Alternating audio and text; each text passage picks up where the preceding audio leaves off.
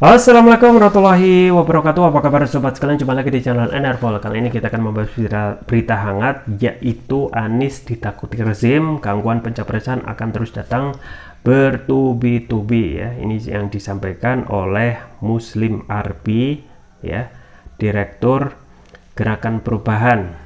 Dan kita sudah paham bahwasanya ketika setelah dideklarasikan oleh Nasdem, sudah mulai itu yang namanya dalam tanda kutip penjagalan untuk ya menggagalkan Anies untuk nyapres.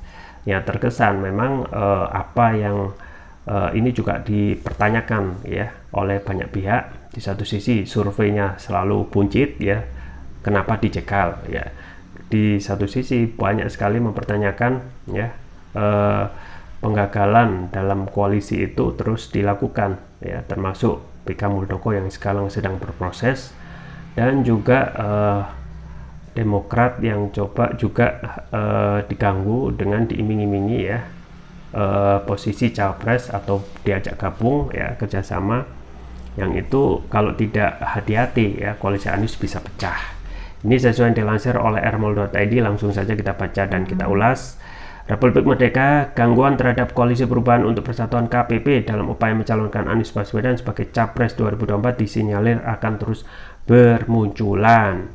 Oleh karenanya, KPP yang beranggotakan Nasdem, PKS, dan Demokrat itu perlu mempertahankan kekompakan.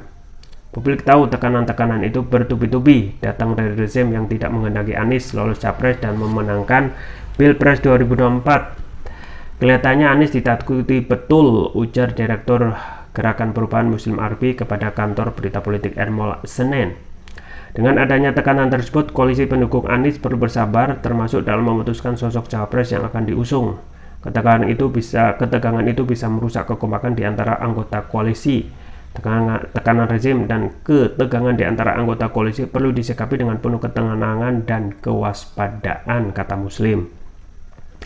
Muslim meyakini Anies memiliki perhitungan dan pertimbangan dalam menentukan waktu pengumuman pendampingnya di Pilpres 2024. Setelah mengumumkan cawapresnya, belum tentu ketegangan dan tekanan tidak ada lagi. Rezim pastinya sudah punya berbagai cara untuk menggagalkan Anies ya, sehingga kekompakan yang sesama anggota koalisi perlu dijaga dan dipertahankan, pungkas Muslim ya. Ya itu ya sobat sekalian terkait dengan rezim yang begitu takut. Kalau kita melihat realitas di lapangan ya, penjagalan dan juga perilaku partai politik dan juga para anasir-anasirnya senantiasa mencerminkan ya kadang ya etika politik yang tidak baik ya. Ketika sudah terbentuk koalisi ya, kadang koalisi itu pun bisa diganggu dengan iming-iming ya, dengan dan misalnya Demokrat yang coba untuk diajak dengan mengadakan kerjasama politik. Ini aneh gitu ya, ketika sudah koalisi terbentuk dan dua kubu antara the ruling party dengan oposisi ya coba untuk dirangkul gitu ya. Kalau nggak ada oposisi ya pasti akan kacau gitu ya, nggak ada yang mengontrol ataupun yang akan mengingatkan dalam fungsi ya dinamika politik saat ini ya. Itu yang coba ditangkap ataupun yang terjadi dalam kontestasi Pilpres yang terkesan panas ya, dengan berbagai macam penjagalan. Yang ini juga aneh gitu ya, ditanyakan oleh Anies ketika kalau surveinya nomor 3 ya kenapa dijegal gitu ya. Nah, kabar-kabar tetangga ya menyampaikan survei itu ya bisa jadi kalau bisa diadakan real itu memenangkan Anies gitu ya. Ya, karena secara rasional tidak mungkin ketika setelah deklarasi ya buncit posisinya. Pada posisi ketiga pun pada saat sudah deklarasi, pada saat sudah safari ya di berbagai wilayah di Indonesia posisinya juga sama ya. Padahal kalau kita melihat ketika kegiatan safari offline ya penerimanya antusias gitu ya. Bahkan kalau kita melihat polling mayoritas memenangkan Anies dengan spare atau jarak yang sangat jauh ya, 80%, meninggalkan lawan-lawannya yaitu Anies, Ganjar dan juga Prabowo.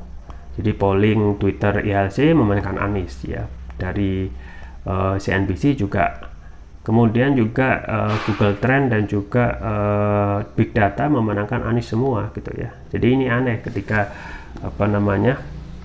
terkesan gitu ya, rezim itu takut berganti. Kenapa takut? Berarti ada hal yang tidak baik di belakang itu, yaitu tentu saja kepentingan-kepentingan yang coba untuk diamankan dan juga harus dipastikan ya setelah rezim berganti ya,